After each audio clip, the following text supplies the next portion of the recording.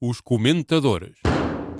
Eles analisam, eles debatem, eles opinam, eles influenciam, eles discutem, eles ensinam, eles divertem, eles manipulam. Eles viciam a República.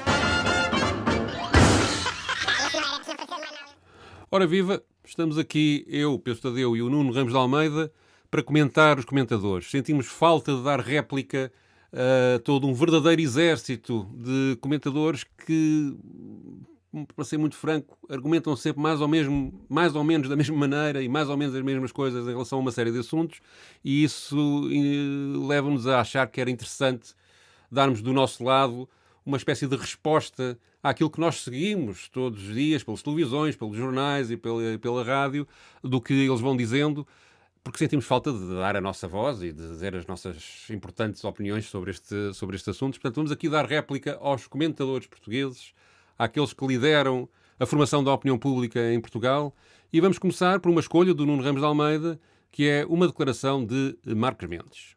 E a sondagem do Expresso? Fiquei surpreendido, fiquei um pouco preocupado também. 32% dos portugueses em desespero de causa. Eu julgo que é o sinal de desespero por causa da carestia da vida. Pronto, é um desabafo. Portanto, não se pode levar a mal. É um desabafo, é um desespero. Mas eu gostava de dizer aqui, sobretudo a essas pessoas, o seguinte, com toda a simpatia, o seguinte: ceder ao Sr. Putin seria um desastre no plano dos valores, no plano da paz, no plano mesmo da inteligência. Repare, em primeiro lugar por isto.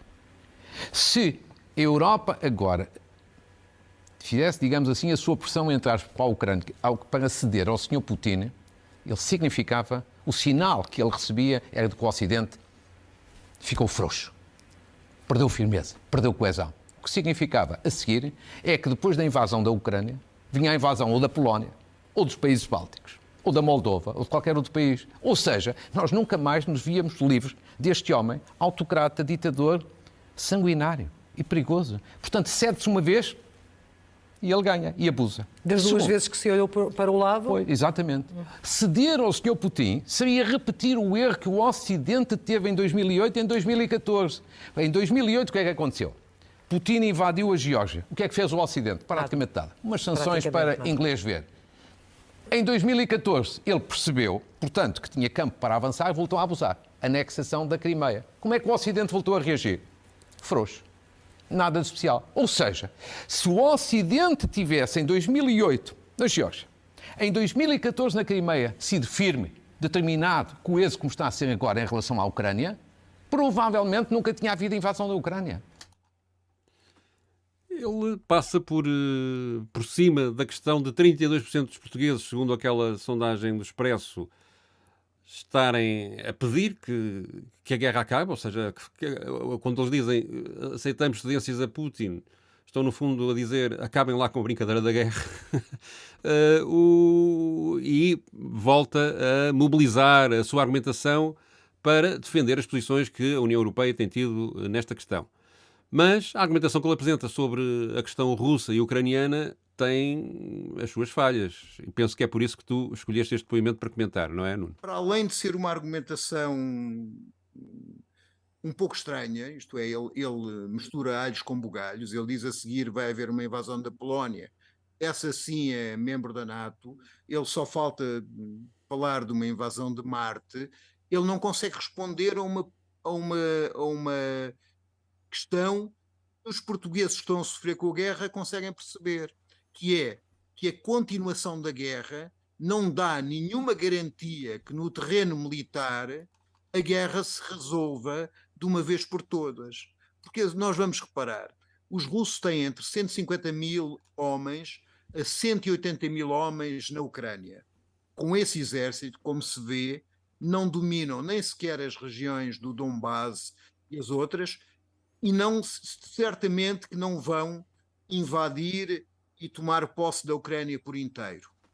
A outra perspectiva que ele pode ter é que a Ucrânia pode ganhar a guerra, mas isso me parece-me que mesmo com todo o esforço militar, que já vai em quase 20 mil milhões de dólares de apoio militar, vai ser difícil que a Ucrânia consiga vencer um exército russo que não está lá com mais de 1 milhão de homens, e uma reserva desse exército russo com 2 milhões.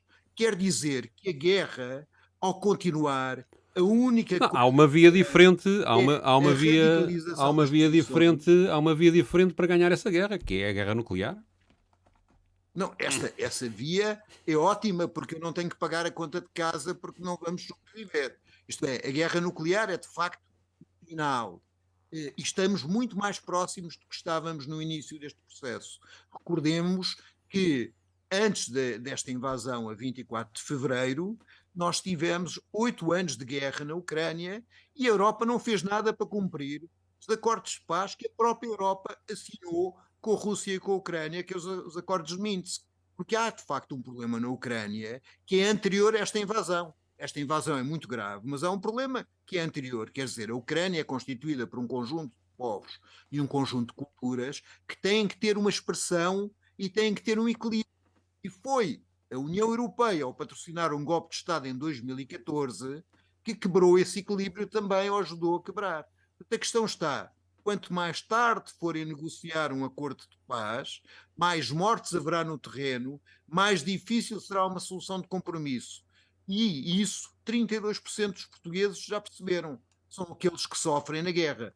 E aqueles que até agora não sofreram nada e veem a guerra no sofá como se fosse um desafio de futebol, para esses a solução é muito simples. Continuem a morrer ucranianos.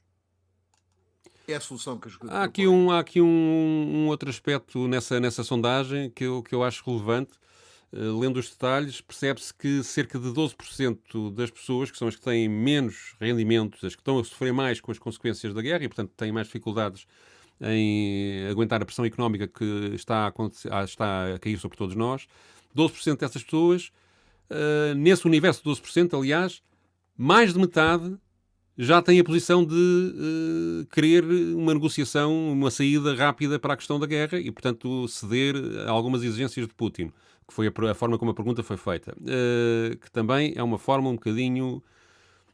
Tem o seu quê, ou seja, tem uma moralização. A forma como a pergunta na sondagem é feita é então tu queres ceder a Putin para ficar a viver bem? Portanto, está aqui uma certa pressão na própria pergunta. Mas nesse universo de 12% das pessoas que sofrem mais economicamente com o problema da guerra, já mais de 50% está com esta posição.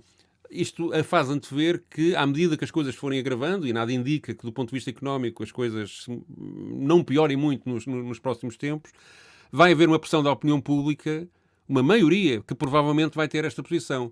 E, digamos, isto deixa a classe política e este grupo de comentadores que até agora têm defendido estas posições numa posição um bocadinho difícil. É quase impossível que não mudem alguns, pelo menos, de opinião. Ou então... Quer dizer, mobilizar as pessoas para uma guerra que elas sentem que não é dela, por muita solidariedade que tenham com o povo ucraniano e por muita crítica que tenham em relação ao Putin, na verdade é que as pessoas não me parece que sintam que a guerra seja verdadeiramente delas, que estejam a defender a sua pátria para dar um valor que poderia eventualmente ser aceito numa situação de guerra em Portugal ou nós próprios sermos invadidos.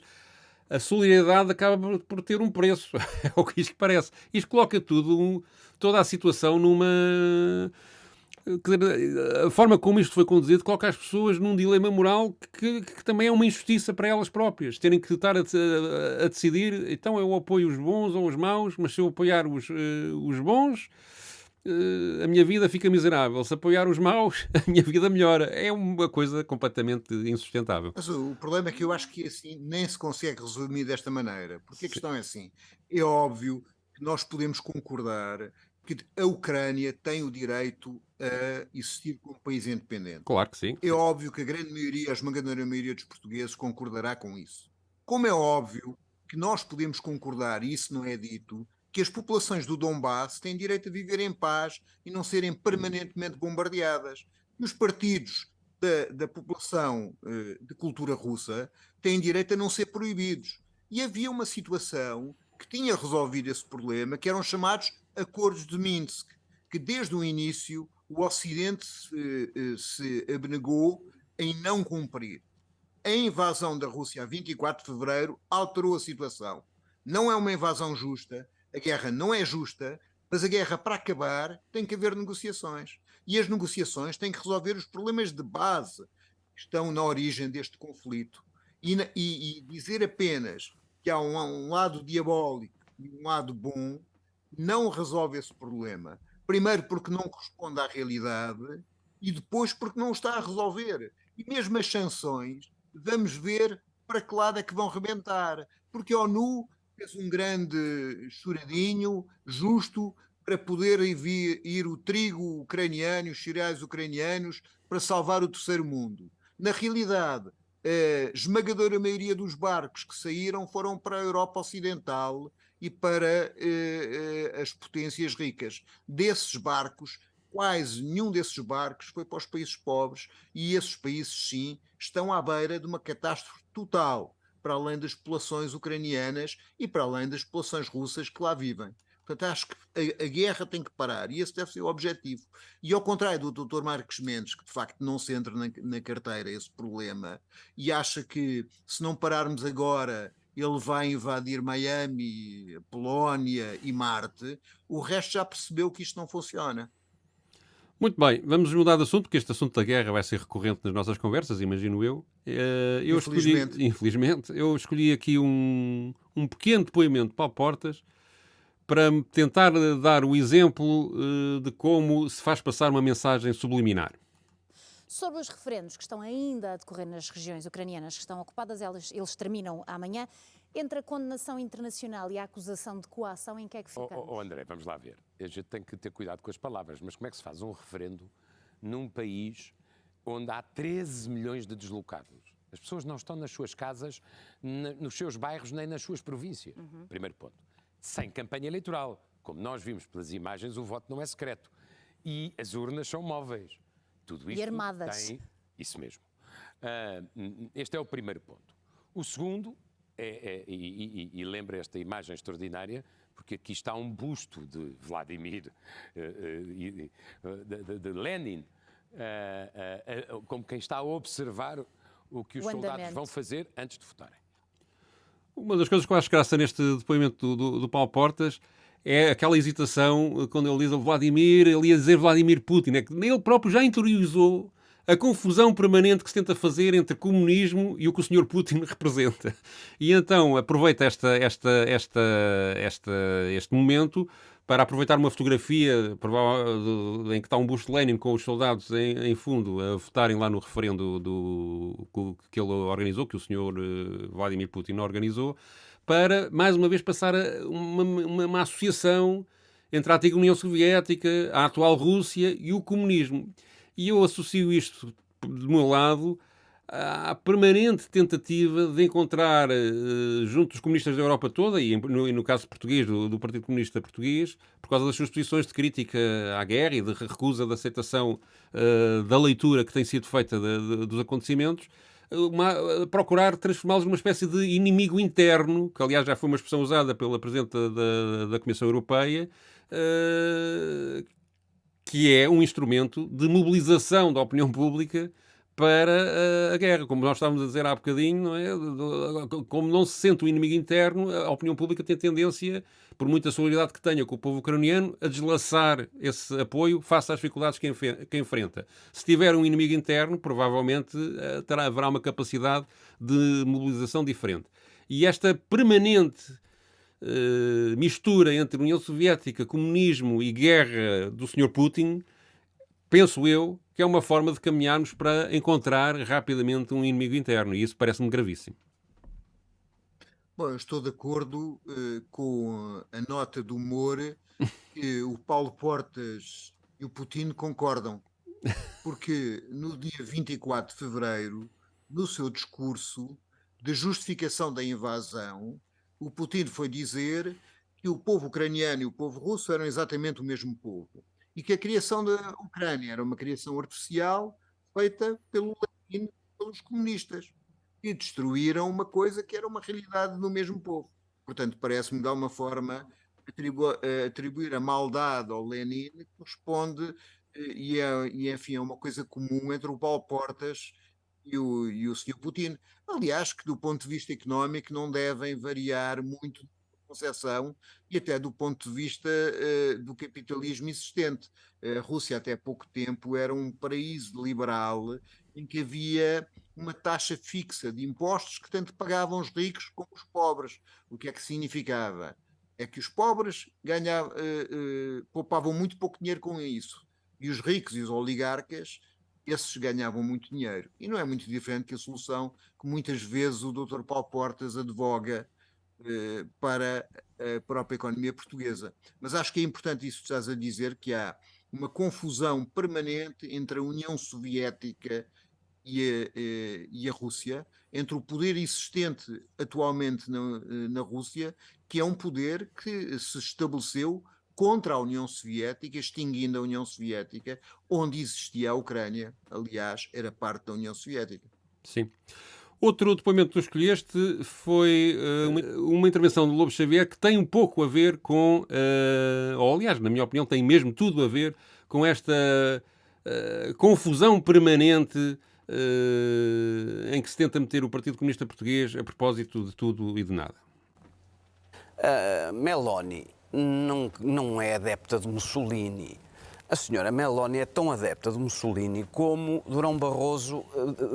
Faz tanto sentido dizer que ela é adepta de Mussolini como dizer que Durão Barroso é adepto de Mao, na medida em que fizeram declarações aos 19 anos ou tiveram consequências, atos políticos que exprimiam essa ligação nesse seu tempo. Não faz nenhum sentido. Quer dizer, o PS, durante a geringonça, escolheu para o Conselho de Estado um militante do PCP que é objetivamente anti-Europa, anti-NATO e partidário, confesso, isso nem sequer disfarça, do stalinismo e da Rússia soviética com todo o seu significado. E, portanto, eu acho que essas coisas devemos tirá-las também da conversa. Se queremos mesmo defender a democracia, devemos tirá-las da conversa. Isto não é nenhum tema de equivalência, é que não agarremos-nos existem imensas coisas em cima da mesa hoje, não nos agarremos a umas coisas que são, de um certo sentido, acessórias. O segundo ponto é este. A mim aquilo que mais me preocupa nos resultados da Itália, para além do que disse, aliás, Alexandre e o Pacheco Pereira, é a impreparação destas candidaturas populistas. A senhora Meloni é ignorante, é incapaz do ponto de vista de formação do governo. A Itália acaba de escolher uma primeira-ministra que não tem, objetivamente, um percurso que permita augurar alguma coisa de positivo para a Itália. Não tem competências, não tem percurso, nem tem apoios, nem tem uma estrutura no partido, uma estrutura de apoio que dê alguma garantia de que aquele partido, aquele fogacho, com estes resultados eleitorais, vai ter um governo que proteja a Itália das ameaças que tem no horizonte. Foste tu que escolheste este depoimento? Sobre isto tens a dizer que... Eu escolhi este depoimento por várias razões. A primeira é que acho que faz parte de um movimento de desculpabilização da extrema-direita, colocando a extrema-direita no mesmo tabuleiro que a extrema-esquerda. E como tal, como existe a extrema-esquerda, é possível existir e colocar no campo do poder a extrema-direita. Eu ouço normalmente este programa com interesse, não porque concorde com as opiniões políticas dos participantes, aliás, como todos os programas de televisão pecam por não ter gente à esquerda do PS, ou maioritariamente não tem quase nenhum programa de televisão gente à esquerda do PS, mas porque as coisas normalmente são pensadas para além do efeito de conseguir convencer populisticamente e demagogicamente as pessoas. Agora, acho que neste caso o Lobo Xavier não foi feliz, por várias razões. Primeiro porque não é comparável o caso do Durão Barroso, que era maoísta há 8 anos e depois tornou-se de direita do PPD e, portanto, mudou as suas opiniões, com a senhora Meloni, que mantém-se num partido que é herdeiro do partido neofascista, o Movimento Social Italiano. O Partido Irmãos de Itália vem do movimento social italiano através da Aliança Nacional e, portanto, ela não mudou nenhuma das suas opiniões. Portanto, a questão da comparação das duas declarações, que é a questão menor, é uma questão demagógica. Aliás, à direita o que se devia tentar comparar e até diferenciar, porque de facto começa a haver uma mistura cada vez maior entre movimentos neofascistas, tipo a Aurora Dourada na Grécia, os nazis que dominam uma parte da política na Ucrânia, Ou na Suécia, não é? ou na Suécia, com partidos de democratas centro-direita, com partidos católicos de centro-direita, e, portanto, cada vez se aproximam mais na linguagem e na atitude, e, portanto, aí sim era interessante perceber o que é diferente e o que é igual nesse grupo ideológico, porque, na verdade, os partidos de centro-direita da Europa, à medida que estes de extrema-direita vão crescendo, a sua própria linguagem vai se aproximando de política em relação aos imigrantes, em relação ao controle da economia. Claro, eles vão normalizando várias formas. Eles vão se aproximando das posições da extrema-direita e não o contrário. Embora haja digamos, uma operação da própria, e os dois exemplos que eu acho melhores, ou mais bem conseguidos, são da francesa, da Le Pen, e agora desta líder italiana, digamos, de adotar um discurso de institucionalização das suas ideologias e, digamos, de uma respeitabilidade que antes não tinham, até pela agressividade dos seus militantes e um Mas certo a pandemónio. questão não altera a questão de fundo. Sim, sim. Estas extremas-direitas são profundamente xenófobas. É o problema principal. Discriminam pessoas pela origem nacional, discriminam pessoas por causa da sua cultura e por causa da sua religião. E isso não se alterou nem com a Le Pen, nem se alterou com a Meloni. A questão é que tanto a Meloni como a Le Pen incorporaram o discurso social. Porque esta extrema-direita, ao contrário que dizem cronistas reputados, como o diretor do Público, não é oposição à União Europeia. Esta extrema-direita é fruto da política neoliberal da União Europeia, que esvaziou a política da decisão, isto é, as eleições deixaram de decidir como é que se comporta a economia, como é que é possível alterar determinadas coisas, e cada vez que decidem contrário à vontade de poderes que estão fora do quadro eleitoral, há casos como a Grécia. E, portanto, esta normalização que eles fazem desta extrema-direita é porque, ao mesmo tempo, eles são falsos competidores. Porque eles contam como eles, no caso do PSD é bastante visível, para formar maiorias de governo. Eu acho que nesta coisa do Hugo Xavier há um aspecto de normalização que é muito corrente, que é a comparação da extrema-direita com a extrema-esquerda e com o PCP. O Lobo Xavier tem uma passagem absolutamente infeliz de dizer que há um elemento do Conselho de Estado, que é o Domingos Abrantes, que até é favorável à União Soviética e ninguém tem problema com isso. Bom, ele diz mais do que isso. O jovem Domingos Abrantes lutou a vida toda para que houvesse democracia e liberdade em Portugal. O jovem Domingos Abrantes foi torturado, foi preso. É, aliás, um dos protagonistas de uma fuga mais notável que a rebelindade do Salazar. E ao contrário dos dirigentes do CDS, que só descobriram que eram democratas no 26 de Abril, muitos deles tendo feito carreira nos partidos da União Nacional e da Ação Nacional Popular, alguns até contribuído para a formação de campos de concentração, como o Tarrafal. O facto do Domingos Abrantes era alguém que tinha combatido pela democracia e pela liberdade. E não é comparável a um fascista, como um comunista que aceita que toda a gente tem direito à igualdade, a ter o melhor da sociedade, não é incomparável com alguém que defende que alguém, porque é cigano, ou porque é negro, ou porque é imigrante, não tem direitos e pode ser escravizado. E esta é a questão que esta direita não responde e, infelizmente, a esquerda também não soube responder. Porque a esquerda do centro desistiu de combater o neoliberalismo, no caso do Blair e da Terceira Via, e a esquerda popular, socialista, comunista, não teve a capacidade, na altura que se esvaziou a democracia do sistema eleitoral, de nas ruas, com os sindicatos, com as lutas, alterar esta correlação de forças. E daí estarmos na situação em que estamos. Há outro aspecto interessante nesta intervenção do Lobo Xavier, que é a parte final em que ele diz aquela gente nem sequer tem quadros competentes. Não é?